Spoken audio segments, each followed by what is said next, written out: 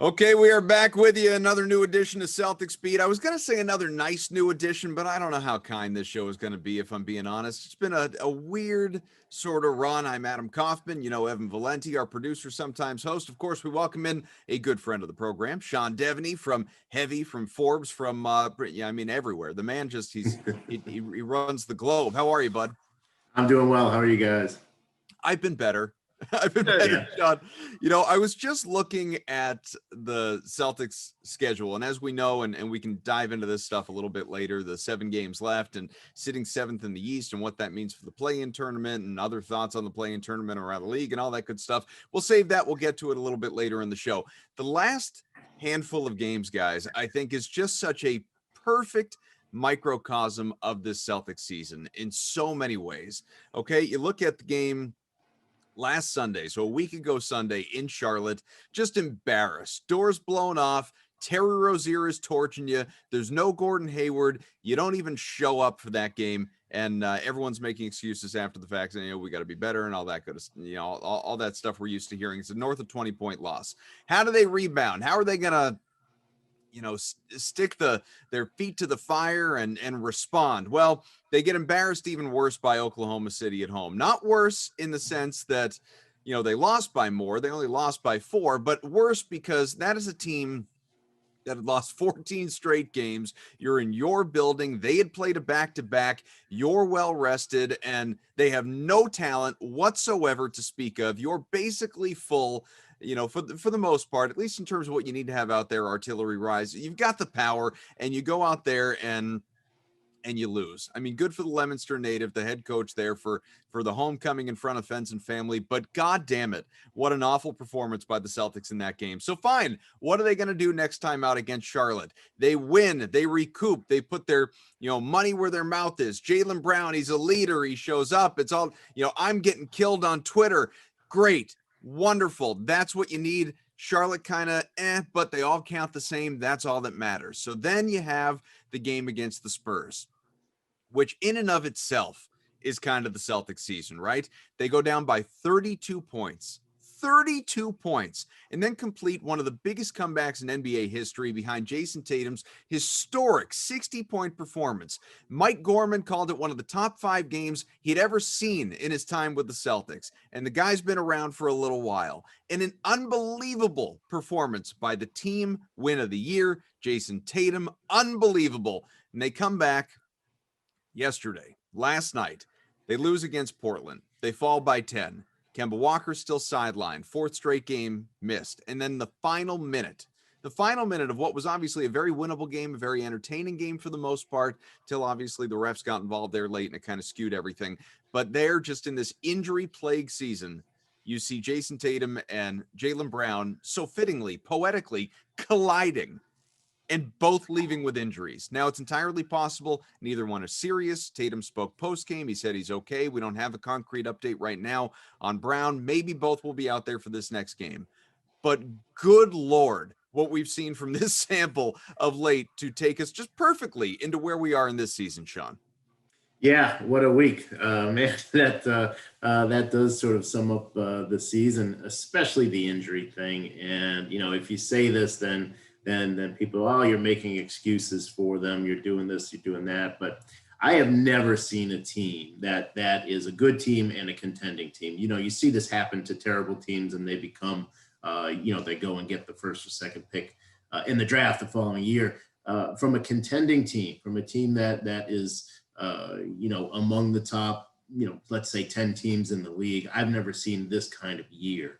They've had 32 starting lineups in 65 games. 32 starting lineups for 65 games. They haven't used the same starting 5 more than 4 games in a row. It's pretty incredible. The most common starting 5 they've used was for 10 games, and that was one of the Tice lineups early on in the season.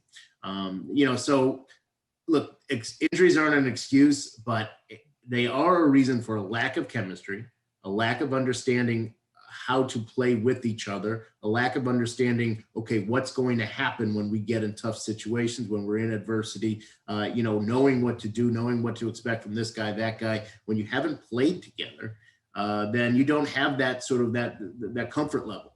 And I think what we see over and over and over again with this team, and people get frustrated and say, well, they're not trying. I don't think that's it. They don't have the chemistry. They don't have the knowledge of each other. So they get in these tough situations and they take bad shots. They jack up threes that they shouldn't be jacking up. They take contested mid-range shots because they get themselves in a situation where the ball's not moving. They don't know what to do, and they wind up with the bad shot. You know, people don't realize how quick those 24 seconds go when you're out on the floor and when when you're under pressure like that. And I think if you just haven't been in those situations with the guys around you, then you're going to get some of the ugly decision making that we see from the Celtics all too often. And as well as they played yesterday, it was a good, they lost by 10, but it was a really well played game, really on both sides of the ball. But you did see some of the bad decision making, Marcus Smart and others making some bad decisions late in that game. I think a lot of that is just this team has not played with each other. Yeah, you look at what Fournier said after the game last night, right? He talks about how he doesn't feel like he's 100% back. He feels, first off, the fact that he feels bad about getting COVID and putting this team in situation. Yeah. I mean, look, this particular virus, we're a year in and we still don't understand everything about it. You get it. It's unfortunate, but you don't need to apologize to the team for missing time. It just means a lot that he's, trying to come back and trying to get better while this team tries to figure itself out and get himself playoff ready after coming back from this thing is tough. He talked about, it feels like he has a concussion. His depth perception is all off, although last night he looked terrific. Shot the ball very well last night. But it's just, you look at that, you look at Jayson Tatum has taken an inhaler before games to get his lungs right. You have Kemba Walker getting managed for a knee injury for the entire season, then strained his oblique, what was a very weird play. It's a disaster. And it's like, Rob Williams is managing some sort of, nagging injury. Jaylen Brown's nursing 2 nagging injuries. And they add the one last night for the cause. I look, we've tried all season and we've had a myriad of guests. Sean's been on a bunch, trying to figure out what is wrong. Is it coaching? Is it the personnel? Is it players? It's maybe, can we admit that this whole season that's been, and you look at the injury numbers and how many games have been lost to injury, the Celtics are running away with that particular statistic. Dallas in second has also been decimated by injuries and COVID throughout the entire season. I don't like to make excuses for injuries, but I think in this particular season, we have to maybe consider that it's playing a little bit more of a bigger factor than any of us maybe want to admit. Because none of us want to, it's like using the refs as an excuse. Yeah, the refs blew a couple of bad calls last night, including Tristan Thompson's goaltend, which was an absolute disaster, a joke in real time. And the fact they didn't let Brad review that after whatever. It's just maybe we're not playing into that particular storyline because it's lame. But maybe that's really what's going on here, as Sean alluded to. The chemistry's off, and that might be a big reason why. You have guys trying to fill roles they're not normally used to filling. I mean, Jayson Tatum scoring 60 the other night, which was unbelievable. Do we also want to talk about the fact that it was necessary for him to take 38 shots in the game? Yep. Because it just, the way their offense looked at times, just give the ball to Tatum and just get out of the way. And that might be the best offense. So, I don't like making the injury excuse for any team, regardless, unless it's like 2008 and Brady goes down in week 1 where he tears his ACL. And the season's over after that. I don't like to make excuses in basketball, but this might be the year to use that because this is ridiculous. How many different starting lineups? 32? Did 32. You say, Sean? That is ridiculous. And it's a truncated season. It's a smaller season, and they've had 32 starting lineups. It's frustrating, but at the same time, it's like it is what it is, and Boston's had to make the best of it. It just hasn't gone their way at all, really, this year. Yeah. I wonder if it gets to the point too where everything that you've both highlighted, and I don't think enough attention, quite frankly, can be spent on the Fournier stuff. Listening to him post game, it sounded scary. Out there, it's certainly frightening for anyone that either has had COVID or still lives in fear of getting COVID. The idea of being out there, being a professional athlete, playing a basketball game at obviously the highest level, and feeling like you are actively playing with a concussion is just the blurriness, the vision, the lack of focus, the depth perception, all the different things, Evan, that you mentioned. It makes me wonder if you get to a certain point where the lack of continuity and everything that Sean explained, that we've talked about, I don't know how many times on the show over the course of the season, and Brad has talked about it, the players have talked about it. If you just kind of accept as we near the end of the regular season, and some people in my Twitter mentions asking on a daily basis, is this even a playoff team, let alone one that's going to come out of the play-in tournament or escape the play-in tournament or whatever it may be. If we spent time with Abby Chin last show talking about expectations, ultimate expectations for this team, and saying that it just runs the gamut, and you could paint any scenario and none at this point in time would really be all that surprising. Do we just have to sit back, and this is not how sports fans are built, but or not how we're wired? Do we just need to sit back and say whatever happens happens, man, because it's just impossible to even feel one way or another about this team, and it's hard to even get angry at this team anymore. I had so much anger toward this team throughout much of the season, but now as we get to this point and everything that has unfolded, you just kind of have to say, all right, sometimes it's just not your year, man. I don't know what you're supposed to do about it.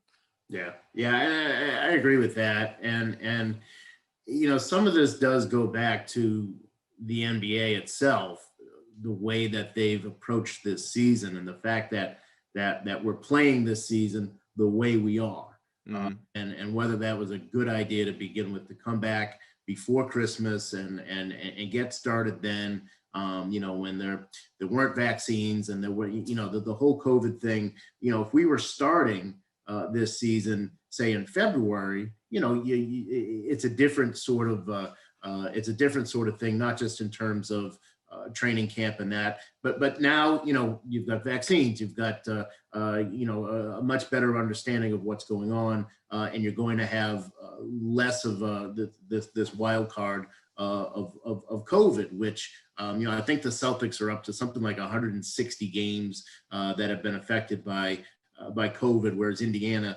I believe, has 2. So, and that's just a wild card, so you have one high end, one low. You can't control that.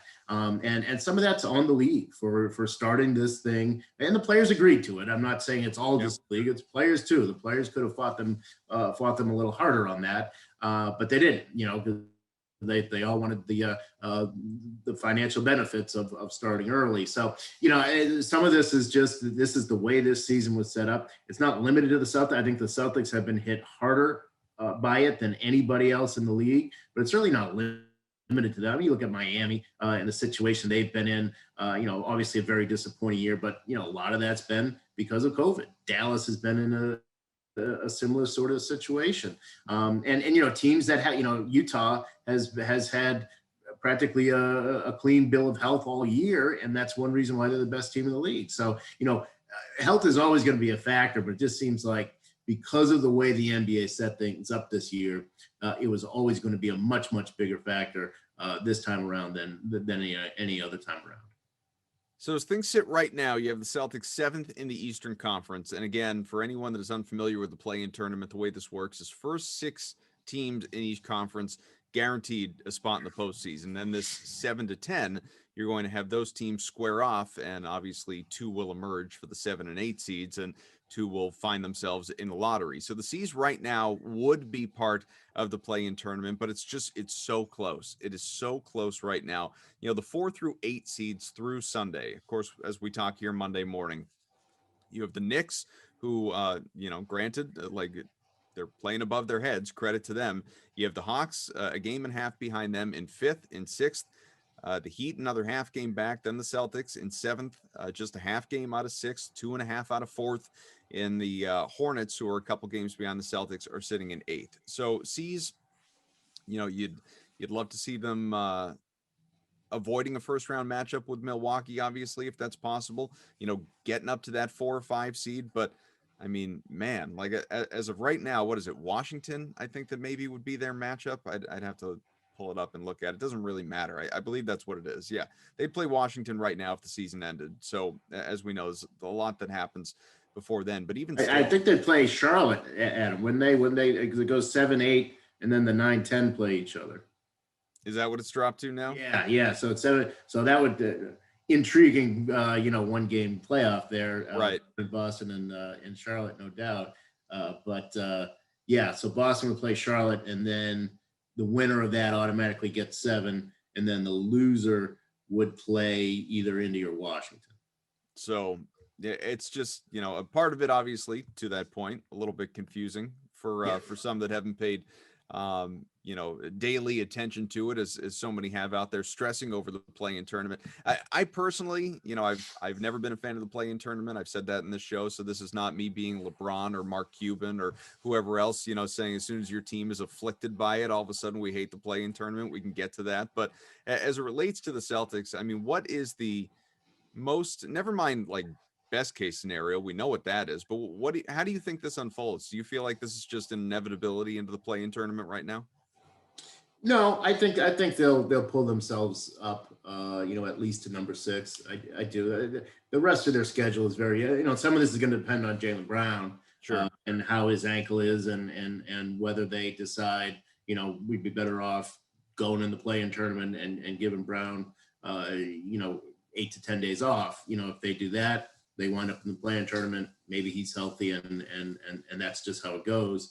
So some of that's going to depend on that, but I think the rest of the schedule is easy enough that they should be. They've got 2 games against Miami; those are going to be obviously really, really important. But when you look at the rest of it, they have very winnable games across the board. Mm-hmm. I would think that they'd be able to do enough to pull themselves out of that. So, like you said, it's such a slim margin that you got to think that one of those other teams with a tougher schedule. Obviously, the Knicks have a really tough schedule remaining, going on the road and all that. I think the Celtics should be able to do just enough to pull themselves out of that 7 spot and avoid that play-in. Yeah, I almost think you could rest everybody though at this point, just because I've come to the conclusion that, and it was kind of evident a while ago, and I forget what game I said it, but it was like, if this team doesn't have everybody together, the chemistry and the body language and the effort just looks off. But when everybody's together, they have great energy. When they're not, it just seems weird. So, as we get closer to playoffs, my point was, if they're not going to play, to the energy level they need to play with, and without who cares? It's just one of those things. If everybody's healthy and they're, if they have their full complement of their roster, then they're a good shot to beat anybody. And I'm not even trying to be a homer about this. They have a lot of great talent on that team, and they play well together when everybody's on the floor. But the problem is nobody's ever healthy enough to see what it looks like for 4 games in a row. So why don't you just bank that? Because especially if you're gonna rest Jaylen Brown a lot, the guy that I feel bad for is Jayson Tatum, who's dealing with COVID, trying to get over that, has played a ton of minutes this year, a ton of high leverage minutes this year, and needs a break and can't even get one because he's got to carry the offensive load because both Kemba and Jaylen Brown are going to be injured at this point. So, as much as we want to try and get them to get to a higher seed because it feels more gratifying if they're the 4th seed instead of being the 7th. Again, at this point, I'm so reserved to say whatever. If this team is healthy come playoff time, they're one team. If they're not, they have 0 shots. So we might as well just get everybody healthy, play that game, and get to the playoffs with hopefully trying to have your full roster. Yeah, and to your point, Evan, imagine being Philadelphia and the Celtics do wind up number 7 and they get to win the play-in game and they come in healthy, and you're the Sixers and you've had this great year, and you look and you're like, oh, great. We get the Celtics again. Great. I would not want to be Philadelphia playing the Celtics in the first round of the playoffs, not after the year that Philadelphia's had and the way that the Celtics have played them in the postseason in the past. Yeah, I agree with that. And if you're going to play Embiid and you're going to play Ben Simmons and Tobias Harris, and again, Doc's done a great job with that team all season long. You're not going to beat that team. Look, Embiid's going to score 40 a game anyway. Doesn't matter what you do, but you're going to need some firepower on the other side. And if you have a fully rested Kemba Walker, if you have a fully rested Jaylen Brown, and you've been able to find ways to give Tatum nights off, then you can at least go toe to toe with them with firepower and say, hey, out of all the teams that are left here, we feel the most comfortable playing you guys because we've had so much, successes against you guys in the past. I mean, I would be okay with it. And if they went down to the league MVP or a guy that would have won it if he didn't get hurt, I'm okay with that. I'm totally fine with that, considering how the season's gone. But again, I'm with you, Sean. If I'm Philadelphia, and for some reason, the it would be so funny for Philly if the only time the Celtics were healthy at all over the entire 2020-2021 season was the playoffs against them. That would just be hysterical from my point of view. That's all. Celtics in 5. It'd be so perfect for this season, though, wouldn't it? It would just make all the sense in the world the way this thing has gone. You know, finally, they've got their guys just in time for the postseason. So, told some people on Twitter you were going to be on the show here, Sean, and someone asked, and maybe you saw this question, you probably weren't surprised to see it, from Footnotes, a loyal listener of the program. Sean claimed last season the Celtics were better off without Gordon Hayward. Does he care to amend? And I feel like I know how you're going to answer this question, and I don't even necessarily disagree with it, but I want to hear it. No, I don't care to amend. I do believe that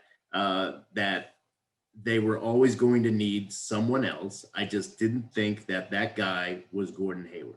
That if you were able to pull off sign and trade for him, then that would have been ideal. My point with him was always that he duplicated too much what Tatum and Brown do. That there's not enough differentiation there. That he was never going to be happy as a fourth option, and that you needed somebody who fit the roles that have been established within this team. I still believe that. Look, with the way things have gone because of the injuries and because of all the absences, Gordon Hayward, it would have been great to have him. But when you look at the team and the way that this team is structured, I still think he doesn't really fit. That he is a guy who, you're struggling to take another sort of wing combo forward guy and put him on the floor. And that's for the roles on this team. I just don't think he was ever really the ideal guy. And when they brought him in, they didn't know what they had with Brown and Tatum. They just didn't know. And so bringing him in made sense. But I think letting him go made sense too. You would have liked to have gotten a little bit more for him, obviously, than the trade exception and turning that into Evan Fournier. So I certainly wish they still had a healthy Gordon Hayward, and it's important to phrase it that way because he's hurt for Charlotte right now. I mean, the guy, unfortunately, he just can't stay on the floor. We've had the Hayward discussion so many times. We don't need to have it again here. I didn't expect you to amend, obviously. What I did think you were going to bring up is that, Evan Fournier, if he were the guy that they traded for anyway, and it's not his fault, he got COVID and everything that's come along since, the inconsistency and all else. So obviously we hope that, he is able to get right for the team's sake, mostly for his sake, for, all the different reasons. But if he were the guy that they dealt for, that they got from Orlando, he would have come in and kind of been Hayward light in some of the best ways, I imagine, in your eyes, compared to some of the ways that took away from Tatum and Brown. Obviously he would have come in and certainly known his role as more of a supportive piece than a focal piece, and it would impact what we've seen from this team over the course of the last month and a half, but he just hasn't been able to be that guy. Yeah. I mean, if we were to shoot the way that he's shot in his best games, when we've seen him at his best, right before he went out, certainly last night, what was he, 6 for 8 last night? I mean, 8 for 10. You take that, sure. Yeah, 8 for 10, yeah.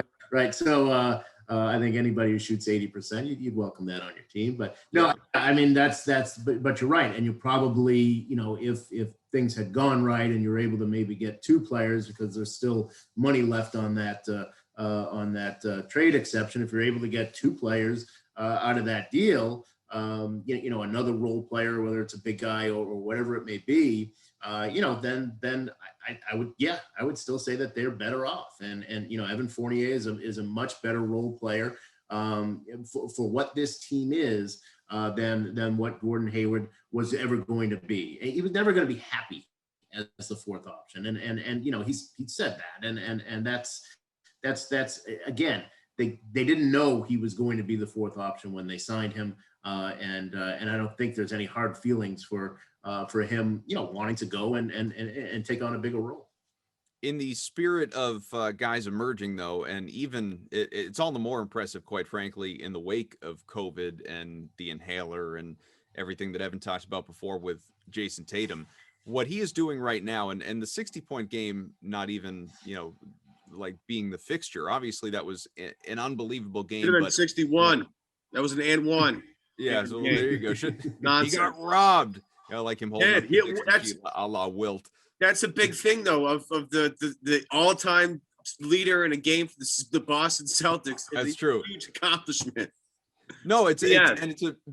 it's a big deal, and I'm not certainly dismissing any of it. It's been unbelievable to watch, but even more so, that what makes it all the more impressive is that it's not just this isolated, boy, what a great game from Jayson Tatum, and then whatever, he gives you 20 the next night or something like that. He's on this 3-game run right now where he's matched or even exceeded Larry Bird in total points in the 3-game stretch for the most in Celtics history. He has 4 straight 20-point halves. He's just on this otherworldly run right now. A lot of it, as Evan said before, has been out of necessity, obviously, with the team shorthanded, but hey, that's just been the case all year. But are you seeing anything right now, Sean or Evan as well, that you feel like you haven't seen from Tatum before, even during that stretch last year pre-bubble where he was playing out of his mind?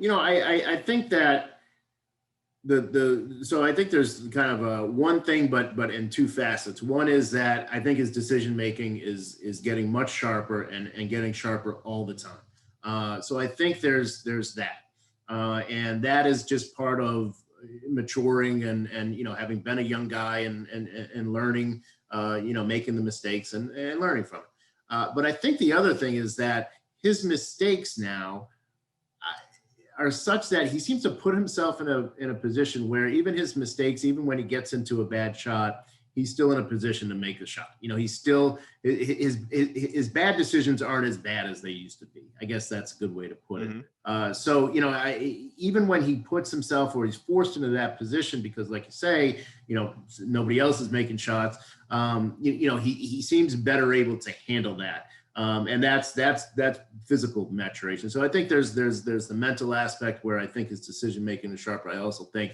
physically he has developed in such a way that he knows how to get himself just enough room, even when he has to take a shot that he probably shouldn't be taking. One of the big things I like recently, and I agree with the decision making is a big thing.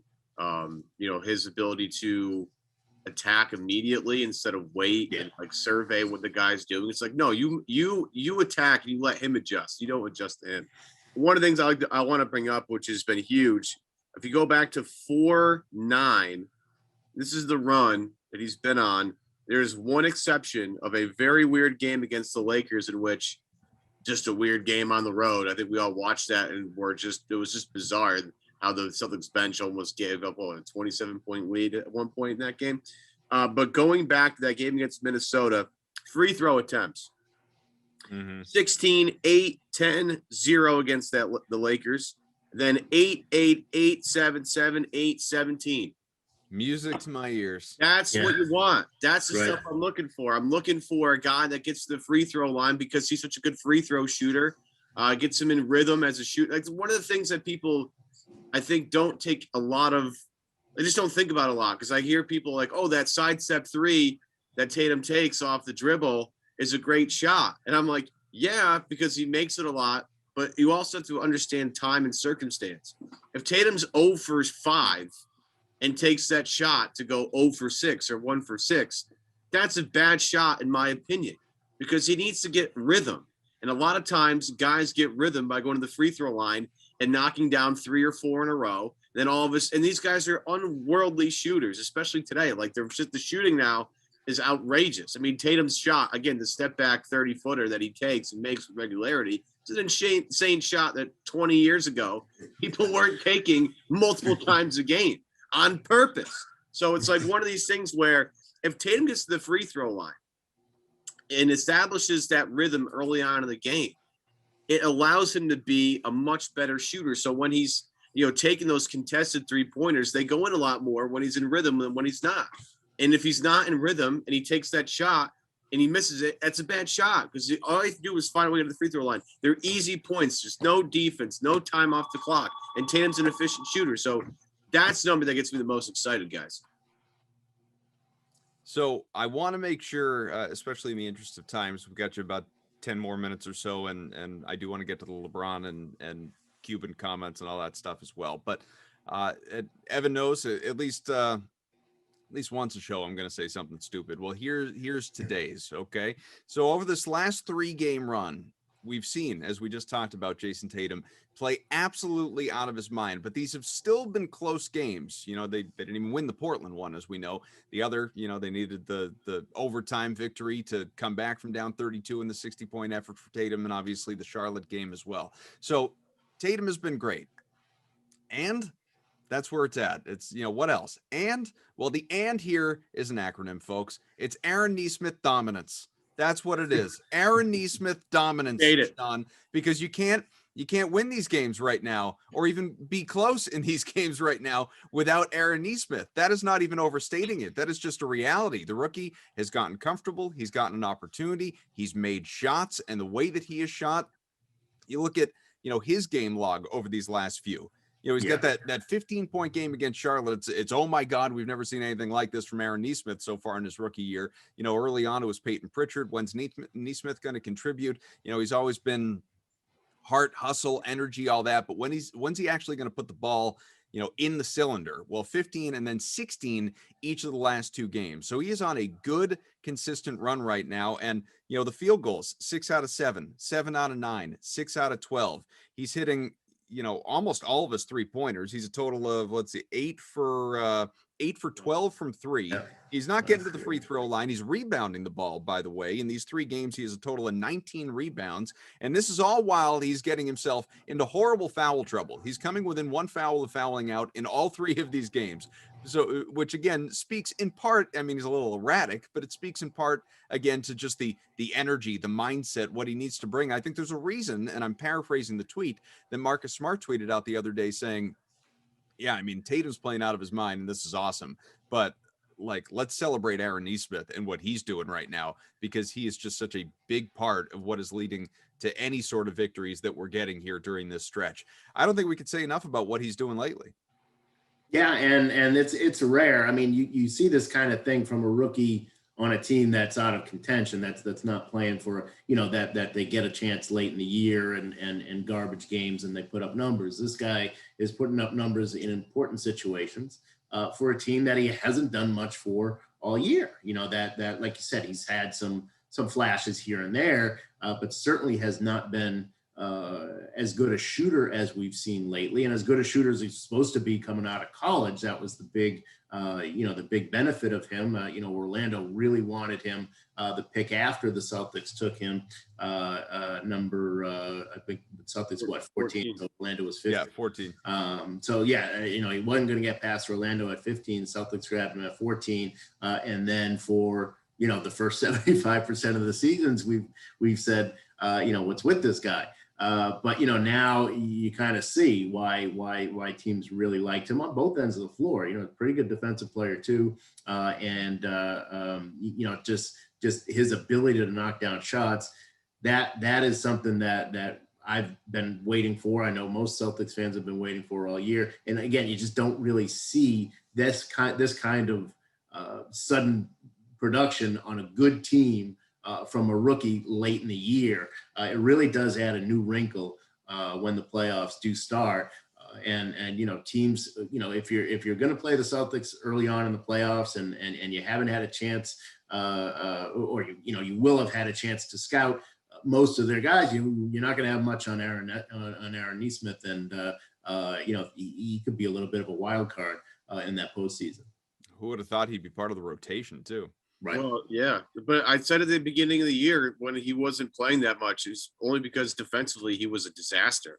It comes with practice, playing time, and playing with your teammates, communication, chemistry, all that stuff. And at the time, I said, look, if he can't shoot, then he's not going to play because he has no idea what he's doing defensively right now. And we know how much Brad values defense. And if he's not going to hit shots, then he's a complete negative out there. What you're seeing now is he has played enough to get comfortable on the floor, shooting the basketball.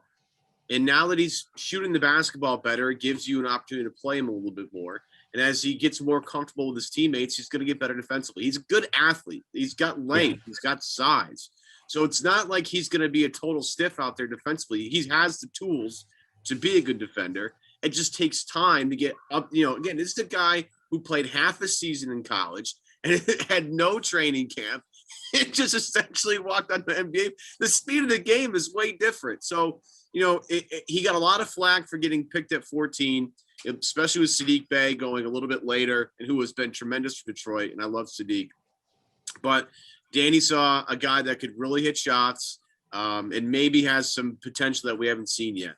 And what you're seeing now is a guy that feels a little more confident on the floor. He kind of feels where the ball needs to go. One thing I like about Nesmith is he knows his role. My role is I need to hit open shots. I need to hit open threes. I need to be in this spot just in case, Tatum or Brown get cut off or Smart gets cut off from making a drive. I need to be here. I need to fill this gap, and then I need to hit this shot. That's how he survives. And what you're also getting is the energy plays that he provides you just on the glass. Offensive and defensive rebounding from have been big. I mean, he had a putback the other night that was, he came out of nowhere to grab it, put it back. Or like, that's a great smart heady play by a rookie who's trying to figure it out still. So again, if they get anything from him, especially this part of the year and into the postseason, that's a win considering what they've gotten on him so far. The Pritchard pick was a huge win.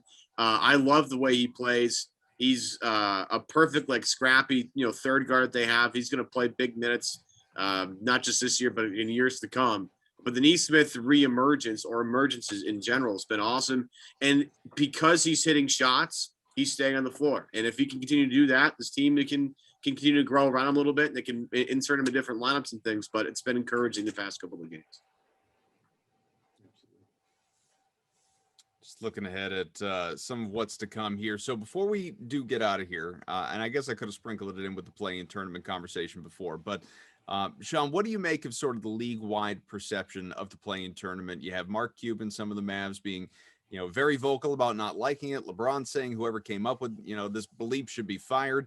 But where, and others have tweeted this, and this was the first thing I tweeted when I saw the comments from LeBron last night, these comments just don't hold water with the timing. If you had said that at the beginning of the season, sure, you've made your opinion known. When you don't think it's going to affect you, and then it does, and then you say it, then you just look soft, quite frankly, afraid of a one-game play-in to get into the tournament here.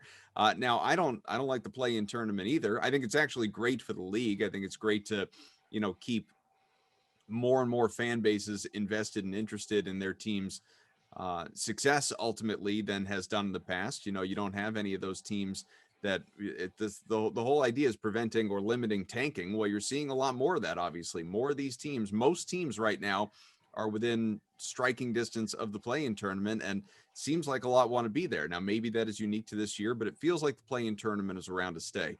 How do you feel about it? Just, I don't know, surface level and what we should expect going forward?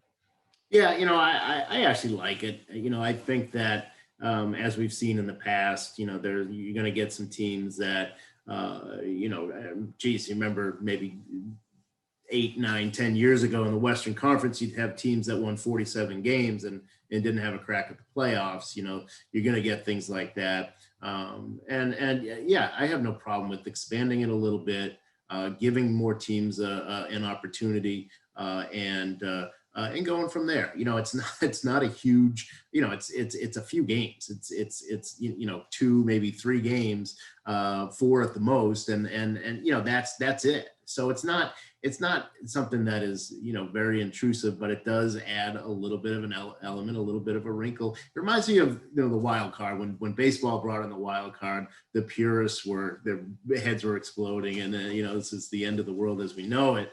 And then people saw the wild card and saw some of that and said, well, this isn't so bad.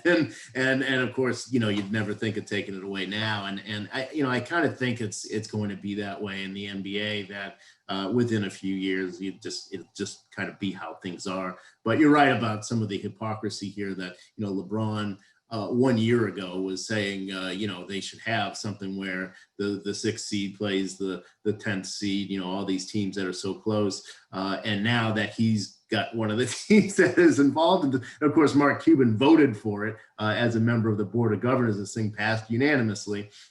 So he voted for it. Yeah, so it is funny how the tune changes when it affects you when you're not expecting it to. But at the same time, I still think it's anytime you get more teams involved and you can have a way like this to keep the tanking at a minimum, I think it's a good thing. Real quick on this, just before we get out of here, because I know we're trying to get out of here at this point, but I agree with what Sean said. I'm all about this stuff. I love the wild card in baseball. 04 Red Sox, obviously, are a team that's near and dear to my heart, wild card team. But I love this. And think about it this way from a team planning standpoint. And I know they didn't win. They didn't make it. But think about the Phoenix Suns last year, right? They go 8-0 in the bubble. They just missed the cutoff, right? Do they make the Chris Paul move if they don't go 8-0 and see that this teammate might have something? So they were a joke. They went 8-0 in the bubble. They got real close getting into the playoffs. They didn't quite make it, but you knew something might be there. And then all of a sudden, Phoenix, the offseason, they go get Chris Paul. They bring him in. Now they're going to be maybe the 1 seed in the West. So it might be BS for some teams, like, oh, we shouldn't make it. Blah, blah, blah. But if you're one of these teams that's down towards the bottom and you get into the 8 or the 9 or the 10 seed and you somehow make the NBA playoffs and you get a nice run to see your teams like in playoff basketball, it might change the outlook in the offseason of your team and say, hey, maybe we be more aggressive here. Maybe we have something that is going to work and we need to build on this rather than, kick the can on it a couple of years. I think it's fine. And I think the Phoenix Suns, the bubble Suns, who were amazing last year, they're the biggest advocate for it. They went from a team that was relatively not thought about to a team that acquired Chris Paul and is going to, be a real factor in the West this year. I love it. More of it, please. Yeah, Washington could be exactly situation. That same situation like Phoenix last year. It is funny how just in recent years, Chris Paul was looked at as such that albatross of a contract, and who wants him and who's even going to deal for him, and yet. Winning follows the guy, maybe not all the way to a championship, but certainly regular season turnarounds, winning absolutely follows Chris Paul. All the graphics are out there, all the stats, it's something else. So, Sean, before we let you go, these final 7 games here at Orlando on Wednesday, hopefully there's a possibility Kemba's back, hopefully Tatum's out there, ideally Brown, although, and we don't even know the specifics of his injury, what it was that happened when he collided with Tatum, but we know he was already dealing with a sprained right ankle, so they may just play it safe and not play him, even if he is generally speaking okay and would play in a playoff game if that were going on or something like that. But in Orlando Wednesday against the rebuilding Magic, you have at Chicago on Friday, couple of games with Miami, as you mentioned, both at the Garden, and then the seasonal wrap up with 3 road games in Cleveland, in Minnesota, and in New York. How many of these 7 do the Celtics need to win to avoid the play-in tournament, you think?